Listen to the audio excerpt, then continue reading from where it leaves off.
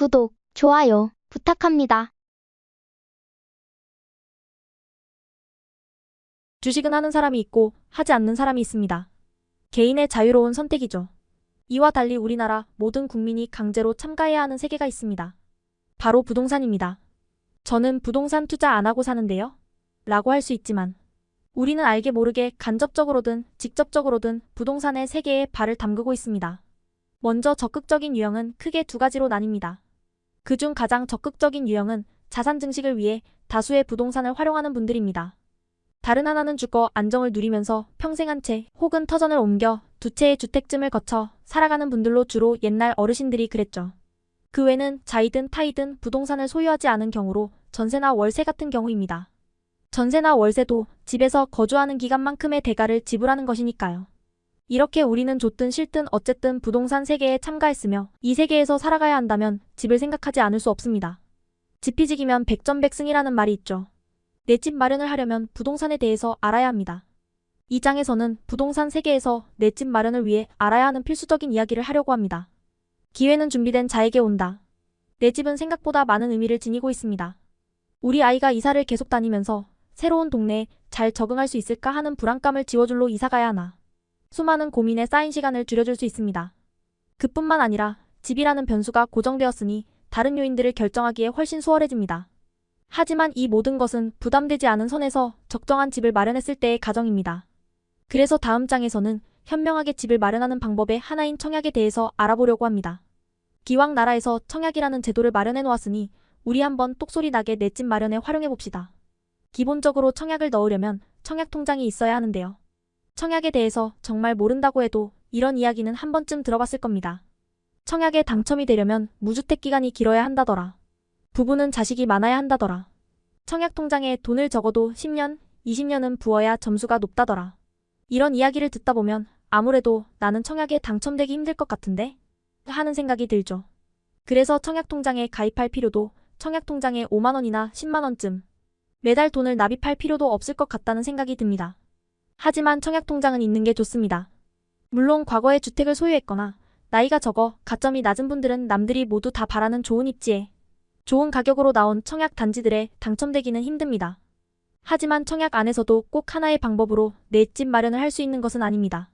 투기과 열지구나 조정 대상 지역이 아닌 비조정 대상 지역의 분양 아파트는 1주택자라도 청약을 넣을 수 있습니다. 또 줍줍이라고 하죠. 당첨됐다가 알고 보니 자격이 안 되거나 개인적인 사정으로 당첨을 포기한 물량은 다시 청약을 진행하는데 이런 경우는 청약통장만 있어도 지원할 수 있습니다. 저 역시도 20대 중반에 줍줍을 통해 아파트 청약에 당첨됐고 운이 좋게 상승장을 거쳐 주변 집값 상승이 오른 덕에 입주 후 시세 차익을 어느 정도 기대할 수 있는 상황입니다. 기회는 준비한 자가 얻을 수 있다고 생각합니다. 언제 나에게 맞는 적절한 기회가 찾아올지 모릅니다. 하지만 적어도 준비가 됐다면 그 기회가 왔을 때 기회를 알아보고 단단히 잡을 수 있습니다. 청약은 그저 어렵고 나와 관련 없는 이야기라고 생각하고 시도조차 안 해본다면 나에게 찾아온 로또 같은 기회를 날려보낼 수 있다는 점을 기억합시다. 실제로 청약에 당첨된 분들이나 다수의 주택을 소유하고 있는 분도 청약통장을 보유하고 있습니다. 언제 어떻게 법이 개정될지 모르고 정부의 정책이 어떻게 바뀔지 아무도 모릅니다. 그러니 가능성을 아예 배제해버린 채 포기하는 것보다는 언젠가 다가올 기회를 잡을 수 있도록 문을 열어두는 것이 좋습니다. 많은 사람이 급한 일이 생기거나 목돈이 필요할 때 청약통장에 있는 돈을 쓰기 위해 통장을 해지합니다. 그러나 청약통장에 들어있는 몇백만 원 이후에 몇천만 원, 몇억 원이 넘는 자산이 될 수 있으므로 되도록 청약통장 해지는 신중히 고민해야 합니다. 대신 청약통장을 담보로 대출을 받을 수 있는 상품이 있으니 해지 대신이 방법을 고민해보세요. 청약제도란 무엇일까? 청약통장이랑 아파트랑 무슨 상관이길래 통장이 있으면 아파트 청약에 신청할 수 있을까요? 주택청약제도는 정부가 1977년 국민주택 우선 공급을 발표하면서 도입됐습니다. 국민의 안정적인 주거를 위해 아파트를 지어 공급해야 하는데 재원이 부족한 겁니다. 그래서 생각해낸 묘안이 하나의 전용 통장을 만들고 사람들이 돈을 넣으면 그 예금으로 기금을 조성해 아파트를 짓자. 그리고 그 통장이 있는 사람들만 아파트에 청약할 수 있도록 하자는 것이었습니다. 한 아파트 단지에 청약을 넣은 사람들이 많으면 그 전용 통장에 돈을 납입한 기간, 납입한 횟수, 무주택 기간, 부양가족 수 등을 기준으로 당첨자를 선정합니다. 이들 중 자녀가 남들보다 많거나 국가유공자거나 노부모를 부양하거나 신혼부부 등 사회적 배려가 필요한 계층인 경우 주거 안정을 위해서 이들은 일반 청약자와 경쟁하지 않고 특별 공급으로 물량을 따로 배치해주도록 정해놓았습니다.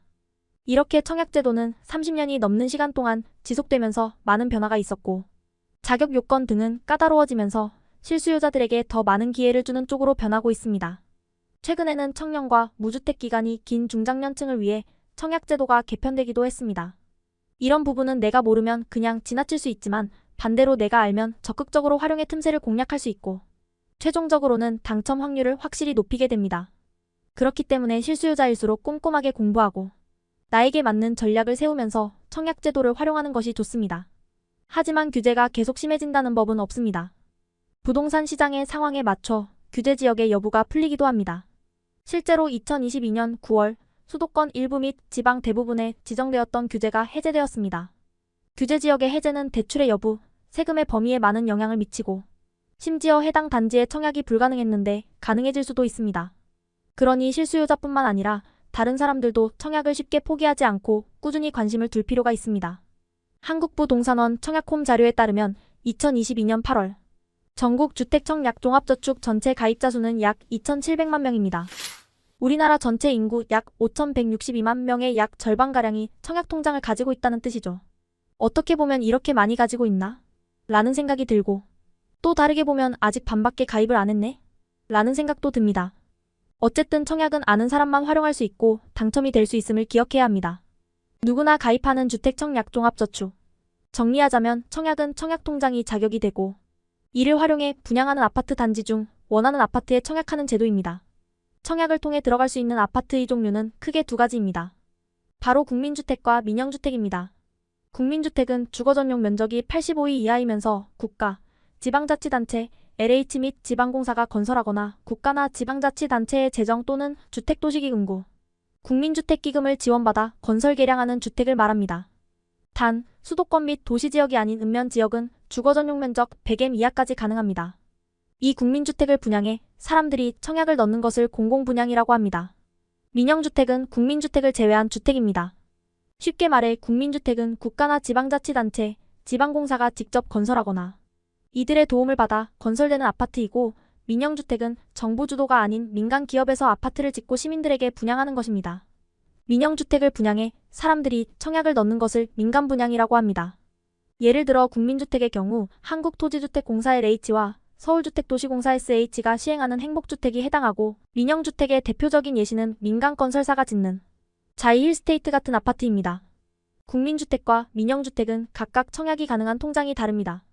국민주택은 주택청약종합저축과 청약저축통장, 민영주택은 주택청약종합저축과 주택예금보금 통장으로 각각 청약할 수 있습니다.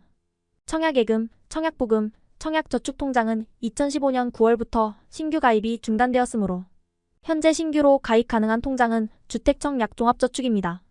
주택청약종합저축은 국민주택과 민영주택 둘 다 청약이 가능한 만능 통장입니다. 국내 거주자인 개인이라면 연령, 자격 제한과 관계없이 누구나 가입할 수 있고 통장을 만들어 매월 2만원 이상 50만원 이내에서 자유롭게 납입할 수 있습니다. 약정 이율은 보통 1.018%입니다. 이 통장에 납입한 돈의 액수와 납입 횟수로 청약 당첨자가 갈리기 때문에 매우 중요한 통장이죠. 참고로 납입 금액에 상관없이 1회 최대 납입 인정 금액이 10만원이기 때문에 대부분 매달 10만원씩 납입하는데 납입 금액은 본인의 상황과 성향에 따라 결정하면 됩니다. 가입 시 구비 서류는 다음과 같습니다. 가입 시 구비 서류 본인이 직접 가입 신청 시 실명확인증 표배우자 직계존 비속이 대리 가입 신청 시 주민등록표 등본, 대리인 실명확인증 표 제3자가 가입 신청 시 본인 및 대리인 실명확인증표, 본인이 작성한 위임장, 본인의 인감증명 서금융 계좌 개설용, 주택청약 종합저축 통장을 개설할 수 있는 은행은 현재 농협, 신한, 우리, 하나, 기업, 국민, 대구, 부산, 경남은행입니다. 만능 통장, 주택청약 종합저축. 넣을 수 있는 통장은 주택종합저축입니다. 이와 관련해 여러 가지 궁금할 만한 사항을 알아보겠습니다. 먼저 기존의 청약저축, 청약보금, 청약예금 등 청약통장을 보유하고 있다면 주택청약종합저축으로 전환할 수 있을까요? 아쉽지만 주택청약종합저축으로 전환은 불가능하고 기존 청약통장을 해지한 후 신규로 주택청약종합저축에 가입해야 합니다. 주택청약종합저축 납부 후 일부 인출이나 일부 해지가 가능한지도 궁금하죠. 일부 인출이나 일부 해지는 불가능하며 원금 및 이자는 해지 시 일시에 지급합니다. 해지한다면 가입기간 등 납입 내역이 소멸되는 점도 명심해야 합니다. 열심히 쌓은 점수가 사라지는 거니까요. 또한 이미 납입된 회차의 예치금을 추후에 수정하는 것은 불가능합니다. 예를 들어 원래 2만원씩 납입했는데 나중에 보니 금액이 부족해서 추가로 8만원씩 입금할 테니 10만원으로 수정할 수 없다는 뜻입니다. 다만 다음 회차부터의 예치금은 언제든지 늘리고 줄일 수 있습니다. 주택청약 종합저축의 증여 또는 명의 변경이 가능할까요? 이는 가입자가 사망하며 그 상속인 명의로 변경하는 경우만 가능합니다. 이렇게 증여받은 통장은 아마 오랜 기간 납입한 통장일 확률이 크기 때문에 황금통장이라고도 불립니다. 기존 가입자의 납입 인정 금액 및 회차가 인정되어 그대로 승계되기 때문입니다. 청년이라면 꼭 청년 우대형 주택청약 종합저축. 다음은 청년이라면 놓치면 안 되는 부분입니다. 주택청약 종합저축도 통장이니 납입 금액에 어느 정도 이율이 적용됩니다. 그런데 조건에 해당하는 청년이면 기존 이율의 1.5% 우대 이율을 더 적용해줍니다. 바로 청년 우대형 주택청약 종합저축입니다. 총 3가지 조건을 만족해야 가입 대상에 해당하는데요. 먼저 나이는 만 19세 이상만 34세 이하로 병역 이행 기간 최대 6년을 인정해줍니다. 소득은 직전 연도 신고소득이 있는 자로 연소득 600만원 이하 근로사업 기타 소득자여야 합니다. 마지막으로 무주택 세대주여야 합니다. 추가로 주택을 소유하고 있지 않으며 3년 이내에 세대주가 될 예정인 자나 주택을 소유하고 있지 않는 세대의 세대원도 인정됩니다. 단, 세대주는 3개월 이상 연속해 유지해야 합니다. 청년들을 위한 우대이율은 청약통장에 가입한 지 2년 이상이어야 받을 수 있고 총 원금 5천만원까지 최대 10년 무주택인 기간에 하남 동안 적용되며 2년 이상 유지 시 최대 연 3.3%로 상승됩니다. 기존의 주택처약 종합저축 통장이 있으신 분들은 기존 가입기간과 납입인 정회차는 당연히 인정되며 각종 증빙서류 등은 기존 통장을 보유하고 있는 은행에 문의하면 정확하게 알 수 있습니다. 보통 자취를 하고 취직한 지 얼마 안 된 사회초년생이라면 대부분 해당되리라 생각됩니다. 하지만 제 주위에도 조건에 해당하지만 이런 상품이 존재하는지 몰라서 청년 우대형으로 전환하지 않는 사람들이 대부분이었습니다. 청년들을 위한 청년 우대형 주택청약 종합저축은 가입기간이 2023년 12월 31일까지니 조건이 된다면 늦지 않게 신청하세요. 청약을 넣기 위해 꼭 확인해야 하는 조건들. 청약 가능한 지역인지 확인하기. 청약 통장이 있다고 모든 지역의 아파트에 청약을 넣을 수 있는 것은 아닙니다. 내가 청약 신청을 할 수 있는 지역인지 아닌지를 먼저 확인해야 합니다. 주택은 원칙적으로 입주자 모집 공고일 현재 해당 주택건설지역에 거주하고 있는 자를 공급 대상으로 정하고 있습니다. 그러니까 내가 인천광역시에 살면 인천광역시에서 분양하는 아파트에 청약을 넣을 수 있습니다. 하지만 지리적으로 가까운 곳이라면 서로 청약이 가능하도록 묶어놓은 지역들이 있습니다. 이곳을 청약 가능 지역이라고 하며 다음 8개로 나뉩니다. 1. 서울특별시, 인천광역시 및 경기도 지역 이하 수도권. 2. 대전광역시, 세종특별자치시 및 충청남도 3. 충청북도 4. 광주광역시 및 전라남도 3. 전라북도 6. 대구광역시 및 경상북도 7. 부산광역시, 울산광역시 및 경상남도 8. 강원도.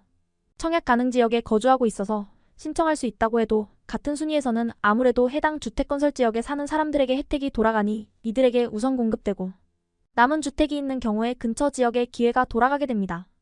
예를 들어 경기도에 거주하고 있는 사람이 서울특별시 청약에 지원할 수 있지만 같은 순위에서는 서울특별시에 사는 사람이 우선된다는 이야기입니다.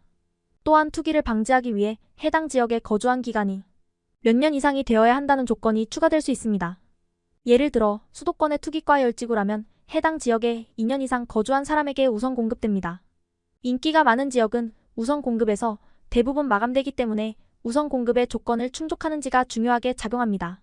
그래서 내가 원하는 지역에 괜찮은 아파트 청약이 예정되었다면 그 지역으로 미리 이사가서 2년 거주 요건을 채우려는 계획을 잡기도 합니다.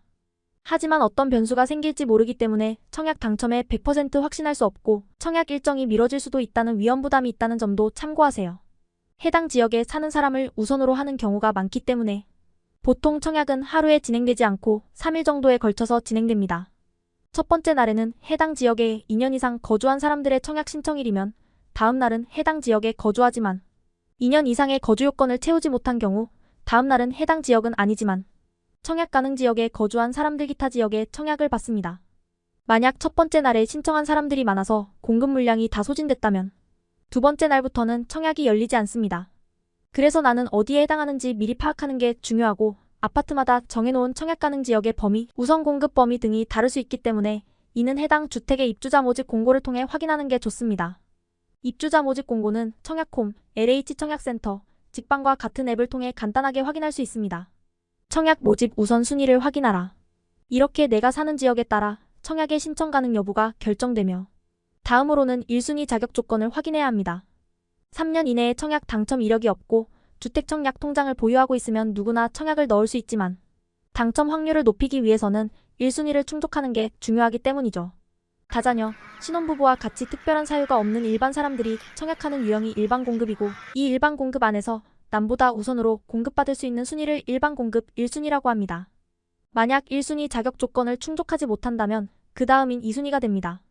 1순위가 중요한 이유는 해당 지역에 사는 사람들을 우선으로 하는 것처럼 2순위보다 우선으로 공급을 받기 때문인데요.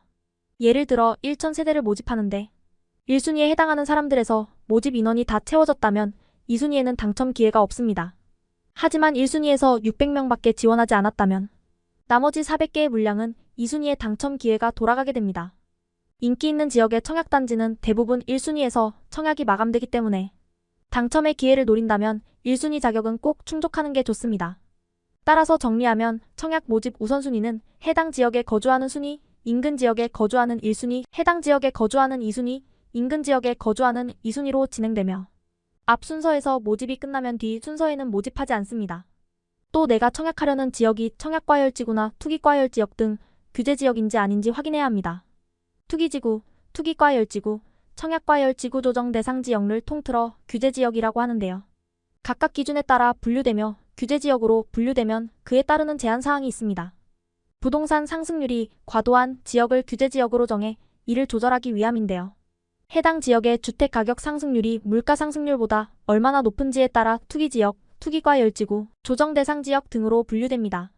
투기지역은 직전 월 당해 주택가격 상승률이 전국 소비자 물가 상승률의 130%에 해당하는 경우 투기과열지구는 해당 지역 주택가격 상승률이 물가 상승률보다 현저히 높을 경우 등이 그 기준입니다. 그 외 여러 조건이 있지만 우리에게 중요한 건 현재 어떤 지역이 투기지역, 투기과열지구, 조정 대상 지역, 청약과열지역으로 분류되었는지입니다. 그 여부에 따라 청약 재당첨 기회, 청약 당첨 후 분양권 전매 제한 가능 여부, 청약 신청자의 소득 자격 등이 갈리기 때문입니다. 규제지역 여부는 시장 상황에 따라 조절됩니다. 부동산 시장이 과열되면 넓은 범위를 규제지역으로 설정해 이를 조절하고자 하고 부동산 시장이 침체되면 반대로 규제지역을 풀어 거래를 활성화시키고자 합니다. 2023년 1월 5일 기준 규제지역은 서울 4개구 용산 서초 강남 송파구만 남기고 모두 해제되었습니다. 1순위 자격 조건 확인하기. 일반 공급 1순위 자격 조건은 국민주택인지 민영주택인지에 따라 각각 다른 부분도 있고 공통적으로 보는 부분도 있습니다. 먼저 국민주택과 민영주택의 1순위 자격 조건 중 공통적인 조건은 거주지역과 청약통장 가입기간입니다. 여기에 더해 국민주택은 납입 횟수를 충족해야 하고 민영주택은 지역별 예치기준 금액을 충족해야 합니다. 국민주택과 민영주택 모두 보는 1순위 자격 조건을 살펴보겠습니다. 우선 아까 말한 대로 최초 입주자 모집 공고일 현재 해당 주택건설지역 또는 인근 지역에 거주해야 하며 만 19세 이상이어야 합니다. 만 19세가 아니어도 자녀를 양육하거나 직계존속의 사망, 실종 선고 및 행방불명 등으로 형제자매를 부양하는 경우 청약 신청을 할 수 있습니다. 단, 양육하는 자녀나 부양하는 형제자매는 세대주인 미성년자와 같은 주민등록표본에 등재되어 있어야 합니다. 청약통장 가입기간은 국민주택과 민영주택 모두 투기과열지구 및 청약과열지구는 가입 후 2년이 경과해야 하며 위축지역은 가입 후 1개월만 지나면 됩니다. 투기과열지구 및 청약과열지역, 위축지역 외 수도권 지역은 가입 후 1년이 지나야 하고 수도권 외 지역은 가입 후 6개월만 경과해도 됩니다. 참고로 시도지사가 필요시 가입기간을 수도권은 24개월까지, 수도권 외 지역은 12개월까지 연장할 수 있으니 입주자 모집 공고에서 잘 확인해야 합니다. 다음으로 국민주택과 민영주택에서 각각 인정하는 1순위 조건입니다. 앞서 공통된 조건 외에 다음 조건들도 함께 충족해야 하는데요. 먼저 국민주택부터 살펴보겠습니다. 국민주택은 주민등록표 등본에 함께 등재된 세대 전원 2주택 또는 분양권 등을 소유하고 있지 않은 무주택 세대 구성원이어야 하며 여기에 더해 투기과열지구나 청약과열지역의 경우는 무주택 세대 구성원 중 세대는 다음과 같습니다. 1순위로 인정해줍니다. 가. 주택 공급 신청자. 나. 주택 공급 신청자의 배우자. 다. 주택 공급 신청자의 직계존속 배우자의 직계존속 포함 및 직계비속 직계비속의 배우자 포함. 주택 공급 신청자 또는 주택 공급 신청자의 배우자와 세대별 주민등록표상에 함께 등재되어 있는 경우에만 인정. 라. 주택 공급 신청자의 배우자의 직계비속 직계비속의 배우자 포함. 주택 공급 신청자와 세대별 주민등록표상 함께 등재되어 있는 경우에만 인정. 예 신청자와 동일한 주민등록표상에 등재된 재혼한 배우자의 직계비속 및 직계비속의 배우자, 형제, 자매, 동거인 등은 청약자와 동일한 주민등록표에 등재되어 있어도 청약자의 세대에 속한 자가 아닙니다. 이제 청약통장의 납입 횟수를 충족하면 됩니다. 매월 약속된 납입일에 납입금을 연체 없이 지역별로 정해진 횟수 이상 통장에 납입하면 되는데요. 투기과열지구 및 청약과열지역은 24회, 위축지역은 1회, 투기과열지구 및 청약과열지역, 위축지역 외 수도권은 12회, 수도권 외 지역은 6회 이상 납입해야 합니다.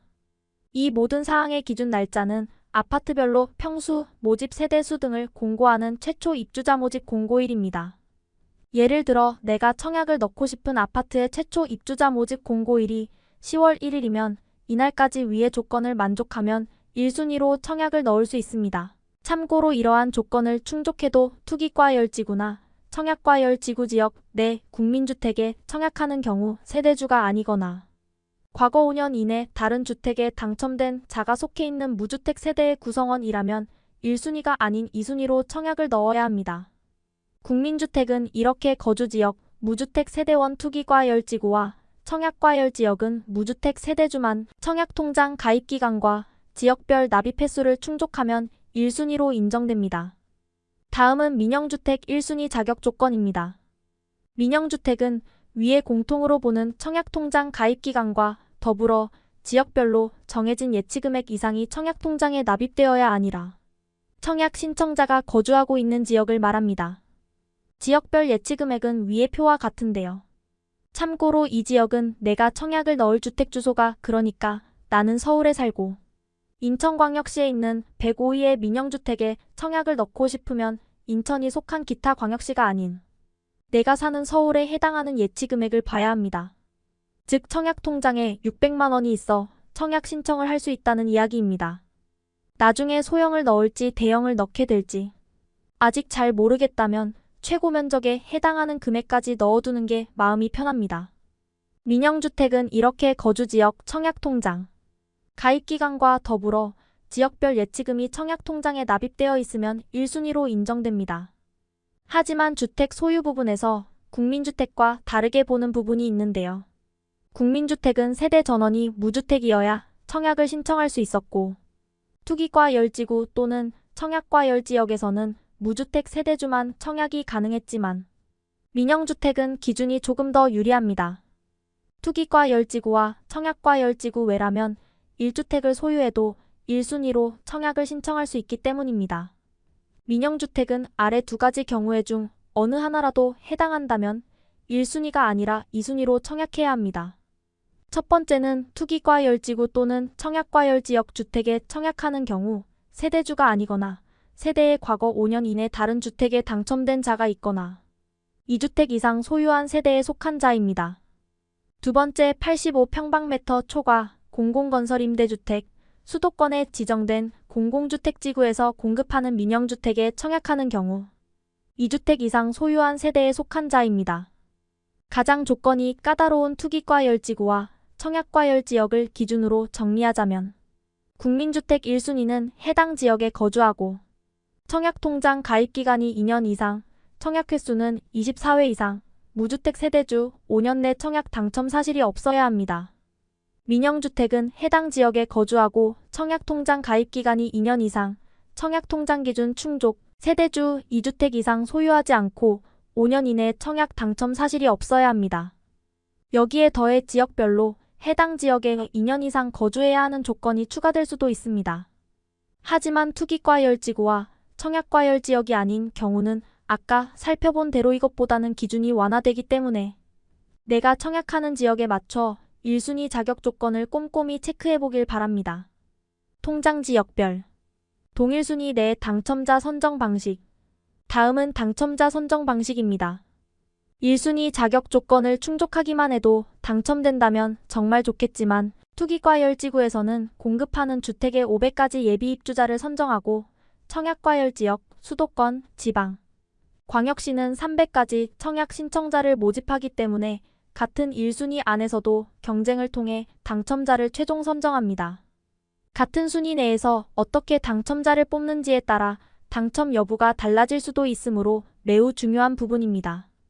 국민주택은 순위 순차제로 당첨자를 뽑고 민영주택은 가점제와 추첨제로 당첨자를 선정합니다. 국민주택과 민영주택 선정 방식. 먼저 국민주택 1순위 중 같은 순위 안에 경쟁이 있다면 당첨자 선정 방식은 주택 크기에 따라 달라집니다. 40 이하인 경우는 납입 횟수를 보고 40 초과인 경우는 저축 총액을 보며 그 중에서도 3년 이상 무주택 세대 구성원이라면 우선으로 해주는데요. 즉 국민주택 40M 이하인 경우 첫 번째 순차는 3년 이상 무주택 세대 구성원으로서 납입 횟수가 많은 자고 두 번째 순차는 납입 횟수가 많은 자입니다. 마찬가지로 40 초과인 경우도 첫 번째 순차는 3년 이상 무주택 세대 구성원으로서 저축 총액이 많은 자고 두 번째 순차는 저축 총액이 많은 자입니다. 그 뒤 2순위는 추첨 방식으로 입주자를 선정합니다. 1회에 최대 10만원까지 납입 금액을 인정해주기 때문에 40M 이하와 초과 물량 둘 중 무엇에 청약할지 아직 모르겠다 하시면 10만원씩 매달 꾸준히 통장에 납입하는 걸 추천합니다. 민영주택은 1순위 중 같은 순위 안에 경쟁이 있다면 가점제 및 추첨제로 입주자를 선정하고 2순위는 100% 추첨제입니다. 가점제와 추첨제 비율은 주택면적과 투기과열지구 여부, 수도권 내 공공주택지구 여부 등에 따라서 달라집니다. 무주택기간, 부양가족 수, 입주자 저축 가입기간을 점수로 계산해 높은 점수를 가진 사람이 당첨되는 가점제는 아무래도 청년층보다는 중고령층이 훨씬 유리합니다. 반대로 무작위로 추첨해 당첨자를 뽑는 추첨제에서는 나이에 상관없으므로 청년층이라면 이 추첨제를 잘 노리는 게 당첨 확률을 높이는 방법입니다. 다음 페이지 상단표는 청약제도 개편 전의 가점제와 추첨제 비율이고 개편 전을 보면 85위 이하는 가점제 100%였습니다. 가점제 항목은 무주택 기간과 부양가족 수, 청약통장 가입 기간에 따라 점수가 정해지기 때문에 아무래도 나이가 젊은 청년층이 당첨될 확률은 매우 희박했습니다. 그렇다고 추첨제 비율이 비교적 있는 85위 초과로 청약을 넣으려고 하니 대형 평수다 보니 분양가가 높아서 말 그대로 청년층에게는 그림의 떡과 같은 상황이었죠. 이런 점을 고려해 규제지역 내 민영주택 청약제도가 바뀔 예정이라고 합니다. 우선 비교적 자금이 적고 소형 평수가 필요한 청년층을 위해 기존에는 없었던 60M 이하와 60에서 85M 사이 두 가지 소형 평수가 신설되었는데요.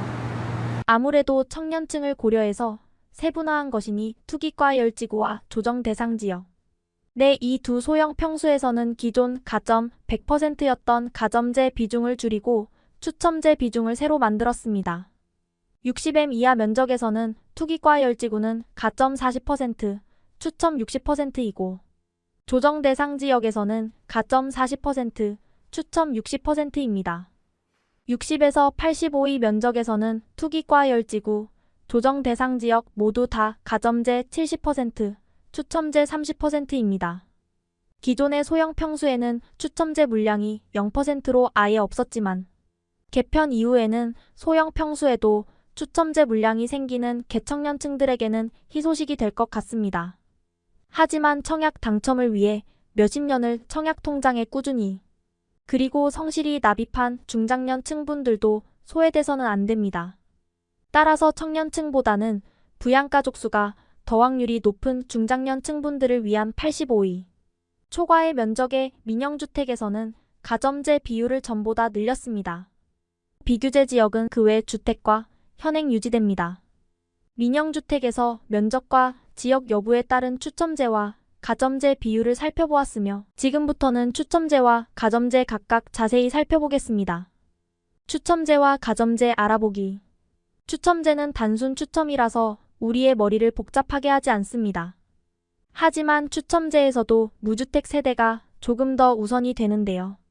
만일 모집 세대수보다 청약 신청자가 더 많다면 주택수의 75%를 무주택 세대에서 먼저 추첨하고 나머지 35%는 1주택자 기존 주택 처분 조건 서약하에 분양권 등을 소유한 경우는 제외해서 추첨됩니다.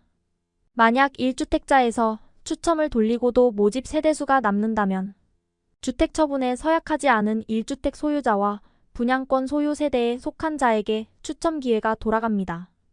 다음은 가점제입니다. 점수를 계산할 때 많은 사람이 헷갈리며 점수를 잘못 입력해서 당첨이 취소되기도 합니다. 에서 당첨됐는데 점수를 잘못 입력해서 당첨이 취소된다면 정말 억울하기 그지없는 일이 아니겠습니까? 그렇기 때문에 가점 항목 및 점수 부분은 꼼꼼히 살펴본 후 내 포지션이 어디인지 객관적으로 바라보고 전략적으로 다가가는 게 중요합니다. 가점 항목은 3가지이며 각 항목당 점수는 무주택기간 32점, 부양가족 35점, 청약통장 가입기간 17점으로 최고 점수는 84점이 됩니다. 무주택기간 무주택기간의 점수는 무주택기간 15년 이상까지를 끝으로 보고 최대 점수는 32점입니다. 무주택기간이 1년 미만일 경우 2점부터 시작이고 그 후는 1년마다 2점씩 늘어납니다. 즉 무주택기간이 1년 미만은 2점, 1년 이상 2년 미만이라면 4점, 2년 이상 3년 미만은 6점입니다. 그럼 30세 미만은 무주택기간을 전혀 인정받지 못할까요? 그건 아닙니다. 만약 30살이 되기 전에 혼인한 경우는 혼인신고일로 등재된 날부터 주택의 모집 공고 무주택기간으로 산정해줍니다. 만일 청약 신청자와 배우자가 주택을 소유 분양권 등 포함했던 적이 있다면 점수가 초기화되어 그 주택을 처분한 후 무주택된 날부터 입주자 모집 공고일까지 날짜를 계산해 점수가 산정됩니다. 이렇게 무주택기간 점수는 만 30세부터 입주자 모집 공고일까지 날짜를 계산해서 1년마다 2점씩 점수가 부과됩니다. 예외는 과거주택 소유 여부와 만 30세 이에 혼인한 경우입니다. 부양가족. 다음은 가점제의 두 번째 항목인 부양가족 수입니다. 먼저 부양가족에서 본인은 제외되고 배우자는 포함합니다. 배우자, 분리세대도 인정. 본인 외 부양가족이 아무 없다면 0명으로 기본 5점부터 시작해 한 명씩 추가될 때마다 5점씩 점수가 늘어납니다. 따라서 혼자 자취를 하는 세대주라면 부양가족 수는 0명으로 5점, 부양가수가 1명이면 10점, 2명이면 15점으로 부양가족 수에서 얻을 수 있는 최대 점수는 6명 이상으로 35점입니다. 중요한 건 부양가족의 인정 범위입니다. 직계존속은 부모나 조부모를 말하고 직계비속은 자녀나 손자녀를 말합니다. 부양가족으로 인정되는 사람은 직계존속 모조 부모가 직계비속자녀 손자녀입니다. 여기서 몇 가지 조건이 추가됩니다. 직계존속은 청약 신청자와 배우자의 직계존속 모두를 말하며 청약 신청자가 세대주야 하고 동일 등본 내 3년 이상 계속 등재된 직계존속이어야 합니다. 만약 청약 신청자의 친아버지와 시아버지 두 분 모두 부양가족으로 인정받기 위해서는 청약 신청자가 세대주여야 하고 친아버지와 시아버지 둘 다 3년 이상 동일 주민록표 등본에 계속 등재되어 있어야 합니다. 단, 동일 등본 내 3년 이상 계속 등재돼 있어도 직계존속 및 그 배우자, 즉 내 부모님이나 조부모님 및 그 배우자 중 한 명이라도 주택을 소유 분양권 등 포함하고 있다면 부양가족으로 보지 않습니다. 예외는 있습니다. 60세 이상의 직계존속 또는 그 배우자가 소유하고 있는 주택이 소형 전용 면적 60 이하이거나 저가주택 수도권은 1억 3천만 원, 그 외 지역은 8천만 원 이하이라면 주택을 가지고 있어도 다른 조건을 만족하면 부양가족으로 인정됩니다. 그리고 미혼 직계비속자녀 손자녀는 동일 등본 내에 등재되어 있기만 해도 부양가족으로 인정됩니다. 하지만 자녀나 손자녀가 미혼이어야 부양가족으로 인정되며 혼인 중이거나 혼인한 적이 있는 자녀는 한 세대에 있어도 부양가족으로 보지 않습니다. 또한 자녀나 손자녀의 나이가 만 30세 이상이라면 동일 등본 내 1년 이상 등재되어야 한다는 조건이 추가됩니다. 직계비속 중 손자녀는 부모가 모두 사망한 경우, 미혼인 경우에만 부양가족으로 인정됩니다. 청약통장 가입기간. 민영주택 가점제 마지막 항목인 청약통장 가입기간입니다. 가입기간이 길수록 당연히 점수가 높아지며 가입기간이 6개월 미만이면 1점부터 시작해서 6개월 이상에서 1년 미만이면 2점, 1년 이상 2년 미만이면 3점으로 1년에 1점씩 높아집니다. 최고 인정기간은 15년으로 최대 점수는 17점입니다. 기준은 내가 청약을 넣고 싶은 아파트의 입주자 모집 공고일이며 청약통장 가입자의 가입기간으로부터 입주자 모집 공고일까지 날짜를 계산하는 방식입니다. 청약부금 등 입주자 저축의 종류와 금액, 가입자 명의 변경을 한 경우에도 최초 가입일을 기준으로 봅니다. 이런 생각이 듭니다. 그럼 아기일 때부터 청약통장에 가입시켜 놓으면 좋겠네. 아쉽지만 우리의 생각을 다 읽었나 봅니다. 미성년자 때 가입한 기간은 최대 인정한다고 합니다. 미성년자로서 가입한 기간이 2년을 초과하면 점수에 따라 전략을 짜자. 펴본 것처럼 민영주택의 가점제는 무주택기간 32점, 부양가족 35점, 청약통장 가입기간 17점으로 최고 점수는 84점이 됩니다. 그렇다면 점수가 얼마쯤 돼야 이 많은 아파트 청약에 당첨이 될 수 있을까요? 청약홈에 따르면 서울 아파트 청약 당첨가점 평균은 2018년 55점, 2019년 53점, 2020년 56점, 2021년 62점입니다. 최고 점수를 모두 채운 그야말로 황금통장도 종종 나타납니다.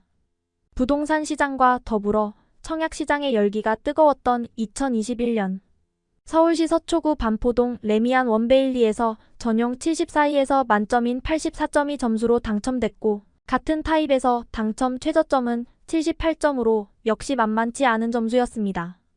만점인 84점은 부양가족 수 6명 이상의 청약통장 가입기간과 무주기간 모두 15년 이상이어야 만들 수 있는 엄청난 점수입니다. 불가능하다고 생각했던 점수를 가진 청약통장이 실제로 여럿 있는 만큼 젊은 청년들도 지금부터 준위 점수를 쌓거나 전략을 잘 짜는 게 정말 중요해 보입니다. 2021년 주변 시세보다 훨씬 저렴한 가격으로 분양의 일명 로또 청약이라고 불렸던 화성시 동탄역 디에트르 퍼스티지의 1순위 평균 경쟁률은 809대 역대 최고를 기록했으며 당첨 점수 또한 모든 평수에서 70점이 넘었습니다. 그런데 2022년을 넘어오면서 계속된 금리 인상과 경기 상황에 따른 불안함이 더 부동산과 청약 시장이 주춤하고 있기 때문에 청약 당첨 평균 점수도 낮아지고 있습니다. 2022년 상반기 서울시의 청약 당첨 최저가점은 44점으로 2021년의 38점보다 현저히 낮아졌으며 전국도 마찬가지로 2021년 41점보다 낮은 28점을 기록하고 있냐. 금리가 인상되면 대출금의 원리금 상환액도 커지기 때문에 아무래도 청약에 대한 부담감이 늘어나는 것은 사실입니다. 따라서 금리가 인하되고 원리금을 충분할 수 있을 때까지 기다리면서 점수를 잘 쌓는 것도 하나의 방법입니다. 여유 자금이 충분히 있는데 가점이 낮은 분들은 오히려 기회의 시기일 수 있습니다. 높은 금리로 인한 원리금이 부담되어 당첨 가점이 현저히 낮아지고 있기에 정말 원하는 입지에 여유 자금으로 충분히 감당 가능한 분양가로 청약이 나왔다면 이런 시기에 한번 청약을 도전하는 것도 좋습니다. 부동산 약세장이든 청약도 입지가 최우선이고 내가 감당할 수 있는 분양가와 원리금인지 체크하는 것은 필수입니다.